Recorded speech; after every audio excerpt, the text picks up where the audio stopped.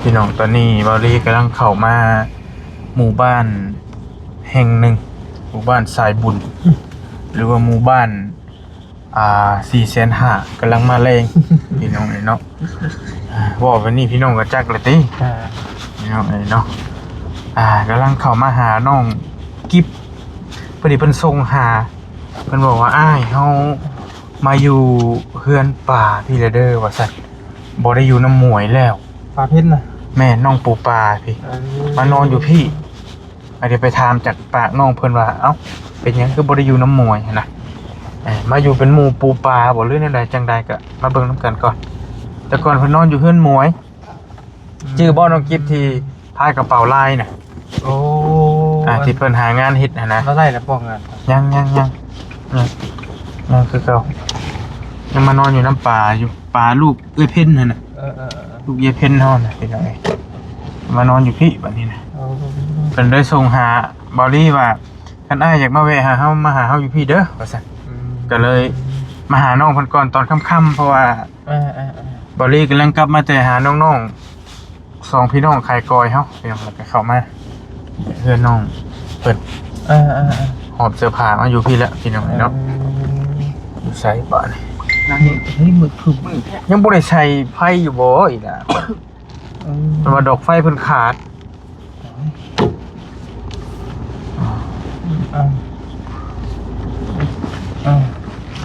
โอเคโอ้ดีไปขึ้นกลุ่มเลยมา3หนุ่มมานี่3หนุ่มตุ้มใจลงแล้วโอเคไปมาตัวนี้ก่อนไปโอ้ยแค่คือยังมืดคือเก่าล่ะโอ้โตกะคือบ่บอกกันที่ซื้อดอกไฟมาให้บ่ดีฮะเกิดเหี้ยเป็ดรอดีบ่รออยู่ดีอยู่มองนั่งคอยไปเป็นอะไรวะนี่เมื่อยเลยคอยนั่งอยู่ที่นั่นตกลงมันฮ้อนจอดแล้วตอนมาแล้วมาเลยชีวิตโอ้น้องอยู่สิเก็บแม่คอยเก็บหัวต่อได้บ่บ่เอาละเฮ็ดได้มันบ่ไกลนึงน้องจะมีโทรศัพท์น้องบ่น้องบ่มีโทรศัพท์เรียบร้อยแล้วบ่เฮียหรอกอยู่เห็นได้มีไผเอาดอกบ้าจะบอกฉัน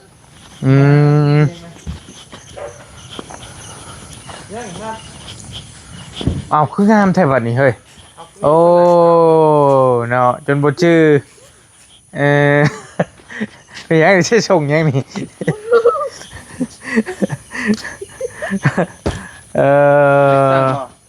จังเลยสวัสดีเนาะอยู่จักคนนี่3คนใช้ผู้หนึ่งเขาอยู่ในหมู่บอไอ้นกเอ้ยผู้เราไปน้ำกิ๊บมานั่นดิมีเกิดฮะรอยืมเกิดใช่ไหมมีอยู่ของน้ำกับวิ่งท่าเล่นจักหนิบ่มีไอ้นกเอาเข่าอยู่ที่เบาะไอ้นกเข่าไอ้นกไข่ยิกมีนกกี่บ่มีนกเอาเกิดจะขึ้นเสียงเดียวบ่ยังปลาอะไรก็ยังมีนกกี่บ่เกิดจะขึ้นมีกี่แล้วบางนกกินปลาเด้อยังมาเกิดพี่ยังมาจื้ออยู่หรอวะท่านลูกสาวเจ้าคืออยู่นี่เนาะเอาสูงขึ้นกันเด้พูดสูงนะเป็นได้ใดคือได้มาอยู่พี่เฮ้ยเป็นจังใดใช่ไหมก่อน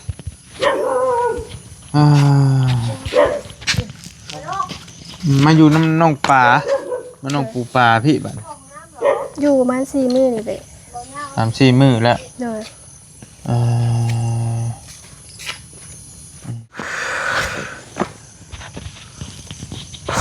งามขึ้นแน่เนาะ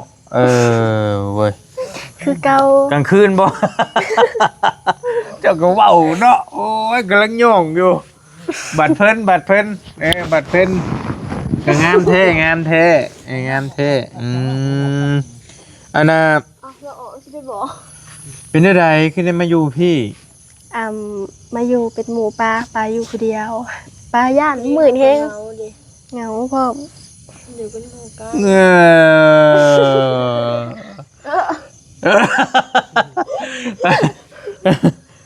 มีผู้บ่าวมานำอยู่ได้มื้อนี้เอาเงาว่าซั่นบ่ ทำบ่ยาวแน่ ยาโทรโอ้ย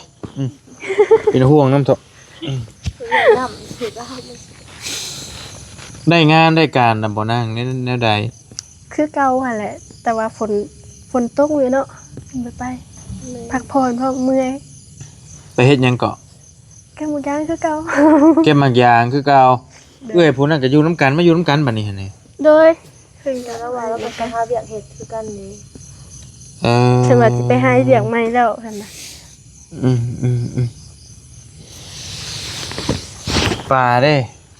เฮาอ่ะก็อยู่เฮือนดาราซื่อนี้ใจนึงก็อยากเข้าเฮียนใจนึงก็อยากออกอยากไปเฮ็ดเวียกแต่ว่าประเด็นน่ะน้องตั้งเฟซวางซื้อโทรศัพท์ใหม่นี่เฟซบ่ถูกระงับติดต่อหาแม่ตู้บ่ได้เลยจะเอาเงินมาเป็นดอกให้ยังบ่ได้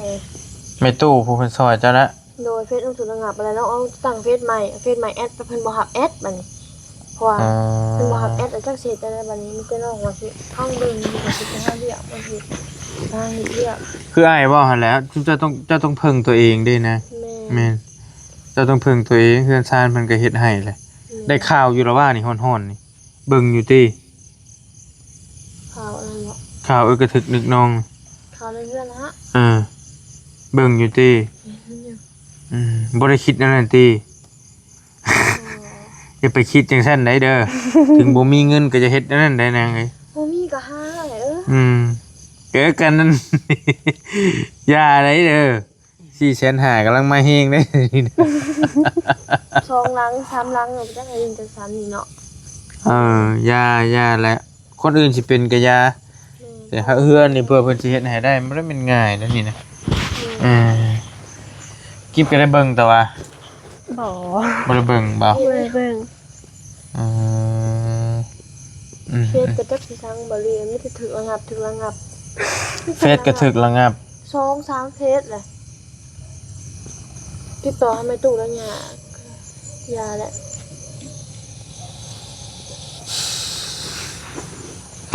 เอาเจ้าบัดนี้แหละเจ้าสิมาอยู่พี่เลยบ่นี่แหละหรือว่าอยู่ชั่วคราวก่อนแหละเนาะประมาณแต่สิไปใช้ต่อออกจังนี้บัดนี้ต้องว่าเมื่อบ้านแต่ว่าสิเมื่อบ้านอยู่แต่ว่าบ่มีรถออกไปนอกนี่ออกไปในบนทางปากทางนี่ปากทางอยู่ละ12นะบ่มีรถออกไปเลยพันอย่างเงี้ยคือบ่ให้ปลาไปส่งปลาบ่มีรถปลาบ่ได้มีรถบ่จังไล่ปลาอย่างไปส่ง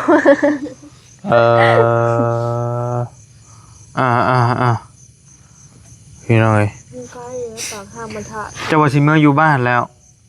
เมื่ออยู่บ้านแล้วน้องก็ถามอ้ายเลยเรื่องเวียกถามอ้ายถามว่าถามด้วยแล้วถามเริ่มถามมาโลดอันผู้ใจบุญฝากเงินให้น้องล้านหนึ่งเศร้ายังก็เป็นยังนางจะอยากไปเฮ็ดเวียกน้ำเพิ่นบัดนี้ไปบ่น้องก็ว่าอยากไปน้ำผูกบ่เคยน้ำน้อง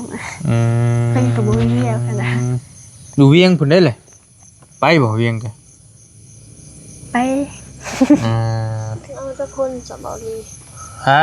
อันนี้ก็อยากไปนี่เบิ่งชมไปกับหมู่ม่วนได้ทำไปผู้เดียวหลายคนก็แม่นแหละถ้าว่าเขตตัวเองผู้เดียวก็บ่เป็นหยังดอกไปยุ่นไม่บี้บ่พนักงานอยู่บ่พี่เจ๊จังว่า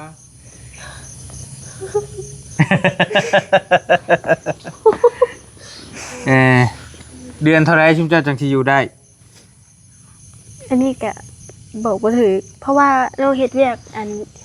อยู่ในโรงงานนี่เพิ่นให้วีคนึงประมาณล้านกว่าเดือนหาวีคนึงเป็นเดือนก็สิประมาณ3ล้านแต่กินอยู่เองนี่แหละมันมีหลายคนอยู่ติดต่อมาหาเจ้าติดต่อมาหาอ้ายอยากได้เจ้าไปเฮ็ดเวียกหั่นนะแต่ว่าอ้ายก็บ่ฮู้ว่าเจ้าสิอยู่ได้บ่พุ่นสิโอเคบ่พี่สิโอเคบ่จังใดหั่นน่ะเพราะว่าอ้ายเป็นคนกลางเด้เจ้านึกออกแล้วว่ามันหลายอ้ายก็บ่ฮู้ว่าหน้างานแบบใดเป็นจังใดหั่นน่ะก็บ่จักคือกันแต่ว่าคือเอื้อยเราที่ส่งมาหานี่ก็อ้ายบ่ฮู้ว่างานตัวจริงเป็นแบบใดแต่เราก็โทรมาล้มแล้วก็ว่าน้ำอยู่ว่าบ่มีหยังหลายมาอยู่เฮือนเราเองเฮือนคือเฮือนป่านี่แหละ เอาส่งมาให้เบิ่งแล้วก็แพ็คของแพ็คหยังนั่นแหละขายนะก็บ่ได้มีหยังหลายเราอันนั้นแกบ่ฮู้ว่าเราสิแนวใดแต่เบิ่งแล้วก็โอเคน่ะเบิ่งแล้วก็แต่ว่าบ่ฮู้ว่าเจ้าโอเคบ่เราโอเคบ่ถ้าไปอยู่นํกันนั่นนะมันก็ต้องเว้าเรื่องมันหลายอย่างเด้พี่น้องมันต้องมีความมั่นใจพอก็แม่นมันหนึ่งมาเพิ่นก็ต้องการคนดุมันคนซื่อสัตย์คนหลายอย่างหั่นแหละเป็นคนดีหั่นแหละเอาว่าซั่นซะคนดุมันขยันเพียรตื่นดึกลุกเช้าตื่นก่อนนอนทีหลังเพิ่นบอกสอนให้ลูกน้องปฏิบัติกับนายต้องตื่นก่อนต้องนอนทีหลังอีกเด้เป็นบ่แม่นว่านายเฮ็ดหยังบ่ทันแล้วเฮาไปนอนแล้ว มันก็บ่ถูกอีกนะ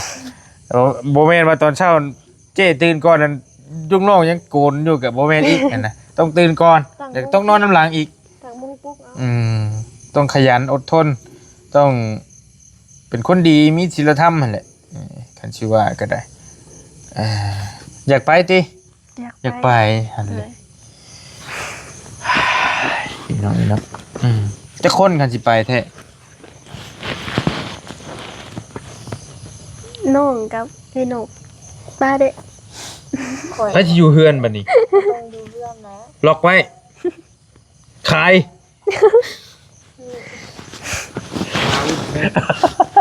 คุณว่าเฮ้ขายบ่ได้ตีเฮือนหลังนี้บ่ได้ใช่เลยบ่ได้ก็บ่ควรเฮ็ดแท้ขายบ่ได้400,000บ่ล่ะอยู่ว่าจักนี่อะค่ะจะอะไรเฮาไปเฮ็ดเวียกคือตอนนั้นกันนานแล้วก็มาคือเก่าต้องอดทนได้ล่ะไปใส่กันเฮาน่ะคันห่างใกล้ค่ะคิดฮอดบ้านคิดฮอดพ่อแม่คันว่าอยู่ใกล้ๆพอได้นะ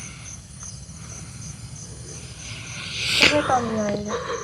ตอนน้อยสิเฮ็ดไก่ขาวไก่เฮือนคือว่าหม่องเจ้าเว้านี่ได้ซะร้านอาหารนี่ได้บ่โอเคบ่คือยังบ่ทันได้เอาซ้ยังบ่ทันเอาซ้ำโดยเฮ็ดได้บาดครับ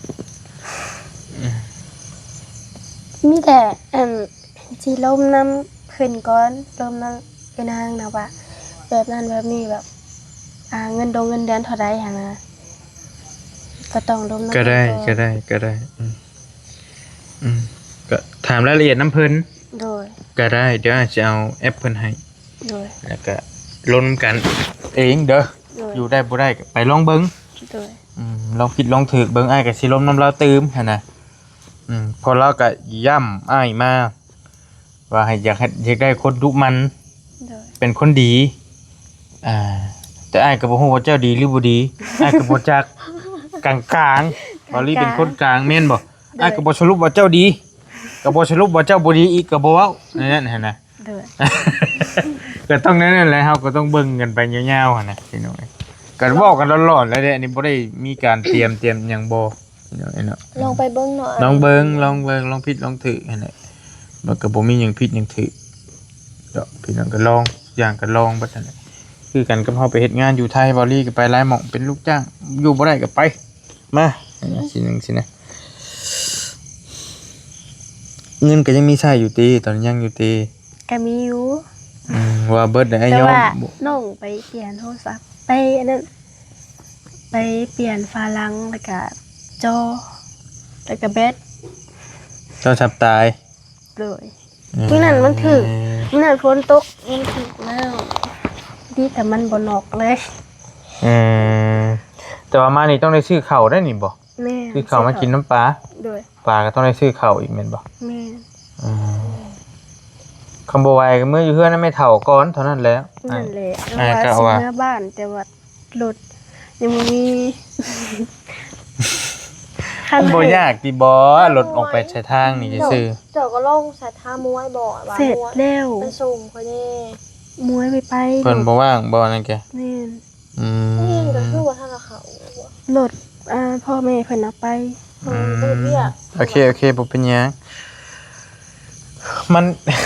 เป็นรัดอยู่ทางไงนี่ล่ะวะบ่อันอยู่หลัก12อยู่บรรทัดก็แม่นเลยทางใหญ่ก็ทางใหญ่นั่นแหละไอ้ว่าทางใหญ่ก็ทางเข้าบ้านธาตุนั่นล่ะทางเข้าธาตุนั่นล่ะ เอออืม จะมือมาเบิ่งบ่ดี อยู่นี่ก็มีเพิ่นส่งหามื้อน่ะเจ้าของปั๊มอยู่ทางลงด่านทางไปมุก เด้อ ปั๊มมีปั๊มหนึงอันหนึงเพิ่นว่าจังให้มาเป็นแม่บ้านอยู่นี้กวดปัดกวดเช็ดถูบ่ได้เฮ็ดหยังหลายดอกเพิ่นว่าหั่นน่ะแต่อ้ายก็บ่ฮู้ว่ามันสิเป็นหยังสิเกิดหยังขึ้น สิเป็นงานแบบใดจังใดนั่นล่ะคืออ้ายเว้าหั่นแหละ เด้อ มันมีหลายหม่องอยู่ที่ติดต่อมาเฮาเองก็จักสิเลือกหม่องใดให้น้องเพิ่น ลายแบบเนาะ แม่นอ้ายบางทีอ้ายแนะนำไปแล้วยันพ่อหม่องบ่ดีแน่ยังแน่นะอ้ายก็คิดหลายอย่างหั่น ก็มีสิตก็เลือกเอาจะหมักเผ็ดแบบใดก็ไปแบบนั้น แล้วก็อ้ายก็บ่มั่นใจก็บ่ได้โทษพุ่นพี่ว่าทั้งพี่ผิดทั้งนั้นถูกหรอกแต่ว่าเฮาคิดไปเองหั่นนะ เด้อ คันพ่อมองดีมันก็โอเค คือครั้งเดียว จักแน่สิว่าเห็นไหม มันก็หมักแบบไผแบบ แต่ว่าอยู่ซิโนนี่ก็มีได้ พี่โน่ก็ มีเพิ่นส่งมาหาอยู่ งานยังเซโน คือว่าเป็นแม่บ้านบ่ ไผ ในเพจเจอบี้จักเจอว่าจ้ะก็คือสิคนมีฐานะในอยู่เพิ่นเป็น FC ก็แต่ว่าเพจน่ะมันคนเบิ่งแชทเก่าบ่ได้จะมันเป็นหยัง ไม่บอกอีหยัง อืม โอ้โหว่ะนี่ถ้าเพิ่นโทรมาก็รับบ่ได้ แม่นบ่มันเลื่อนขึ้นบ่ได้เห็นน่ะ เป็นหยัง บ่ฮู้คือกันเบิ่งอาจสิให้เบิ่ง อย่าว่าได้หายับนะ บ่ได้ระงับบ่ได้ระงับ แม่ แม่ตัวคนสิเล่าโทรเลยบ่ได้ เออ โอ้ เพจตัวร้อยเนาะ เอ้าไอ้นี่ตัวที่บุตัวนั้นน่ะ ย่าแล้วจังว่าก็จะมองหยังมันเห็นแต่ว่าคนส่งมาใหม่น่ะเปลี่ยนใหม่เรื่อยอันเก่าบ่เห็นสิอ้ายก็ยังงงว่าจะมันเป็นหยัง อ๋อแบบมันส่งมาทาง Messenger ค่ะบอก Messenger หั่นแหละแต่ว่ามัน คนส่งมาหลายดิ ก็บ่ฮู้คือกันแต่ว่าส่วนตัวเฮานี่เฮาเลื่อนไปไกลซำใดก็เห็นคือเก่าเด้เพจส่วนตัวแต่ว่าเพจอ้ายนะเพจนะมันบ่ได้ก็บ่ฮู้ อ๋อ ว่าเป็น เพ หยัง จบ่แม่นเพจ แม่นแหละอืม มันเห็นยากเลยค่ะบ่แม่นเพจมันเห็นเลื่อนทำไดกะเคยแชทแต่ก่อนก็เห็นเฮาเดือนไปเห็นอยู่ นอนรับอยู่ติ รับอยู่ รับอยู่ รับอยู่ เนี่ยว่าจะมาคิดหลาย ก็คิดหลายอยู่ถึงยังอีกเนาะบัด แต่ก็อดเอา เด้อ อืมพี่น้องเนาะเฮ็ดได้ไรพี่น้องมีแต่ไอ้ายซื้อกับข้าวมาฝากอยู่กินข้าวแรงกินไอ้ายถามแล้วบ่กินข้าวกับหยังยังบ่ทันถามกินกับหยังมีหยังกินอ่ะ ต้องมี ต้มมีอืม ต้องมี 3-4 คืนเลยติ เด้อ พี่น้องไปดูน้ำมวยเฮิงแต่บ่หาไปดูน้ำมวย มีเรื่องกังวลใจนอนไม่หลับหรือเปล่าครับ ลองเล่าให้ฟังได้นะ บ่ดีมีเรื่องหยังอีกเนาะบัดนี้ มีเรื่องกุ้มใจหางานทำไม่ได้ครับ อยู่น้ำมวยก็ประมาณทิศกว่าเนาะป้านี่ละมั้งประมาณทิศกว่า ถึงอาทิตย์ปลาย เด้อ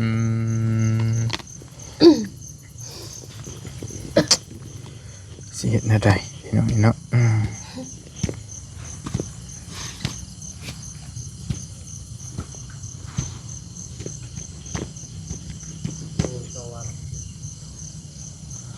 เอาอยู่บัดนี้ เจ้าลิน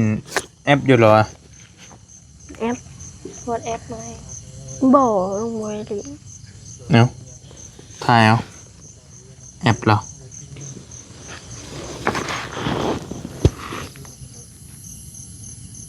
ตั้งเอาก็ได้บริญญาดอกนี่เราถ่ายมาให้เบิ่งนี่เพื่อนเราเอง อาจจะแพ็คของอยู่แถวนี่แหละสิแล้วนี่เนี่ยเจ้าตัวเรากัน อ๋อ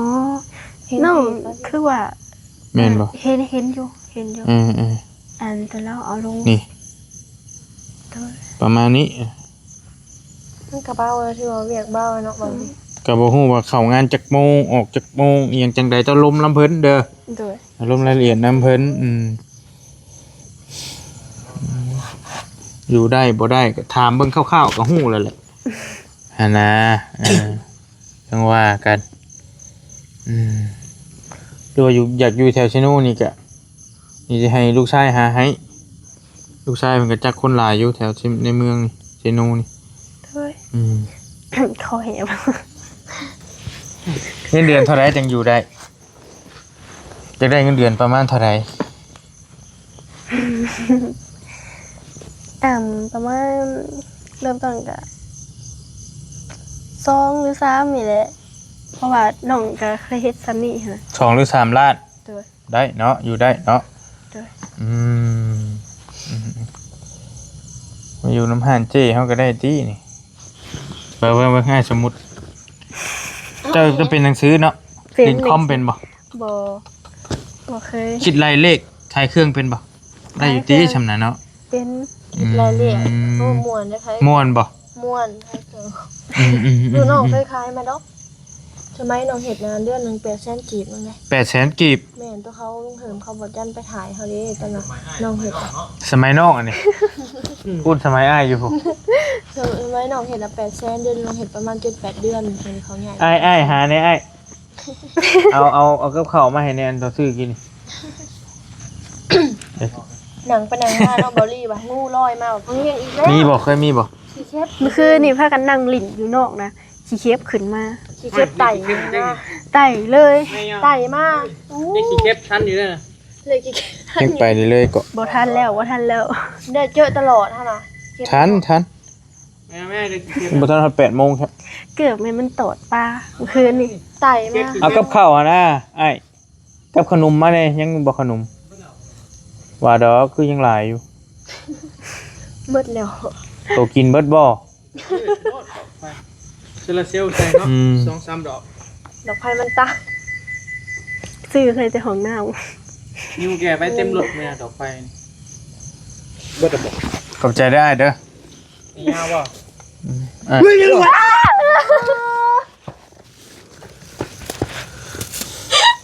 ือบ่ถึงที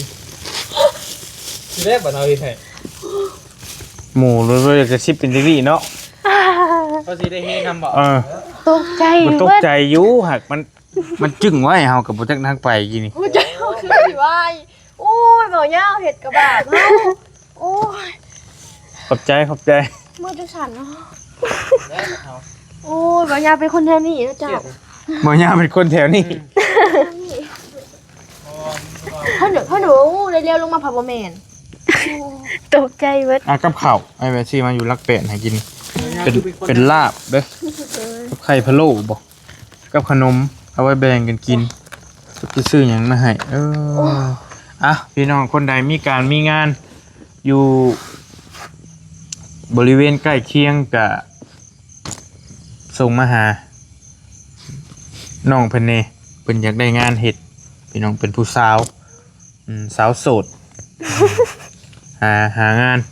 มาพักอยู่น้ำหนองปลานี้พี่น้องเนาะอายุกำลังเท่าไหร่ก็ 17 อายุ17 ปีหนึงเป็นสาวแล้วเนาะยังเป็นสาวอยู่เนาะ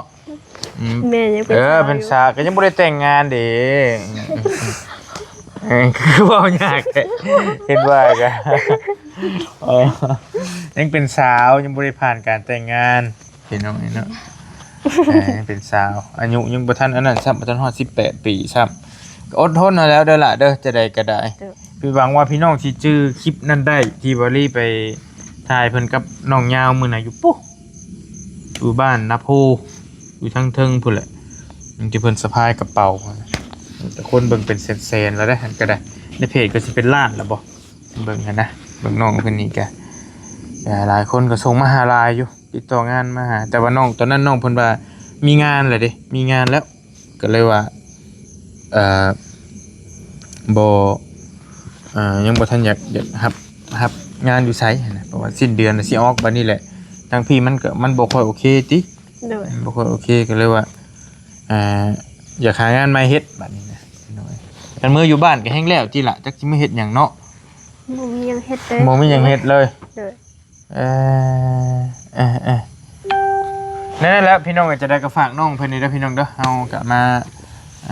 ยามเพิ่นส่งหาน้องเพิ่นส่งหาว่าอยากเข้ามาเยี่ยมก็เฮาอยู่เฮือนป่านี่เด้อเพิ่นก็เลยมาหาแล้วก็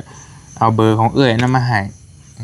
จะให้เพิ่นโทรลมกันได้กันอยู่ดีมีแฮงเด้อพี่น้องเด้อโชคมาร่ำรวยฝากน้องเพิ่นให้น้องกิ๊บเนาะ สบายดีบ๊ายบาย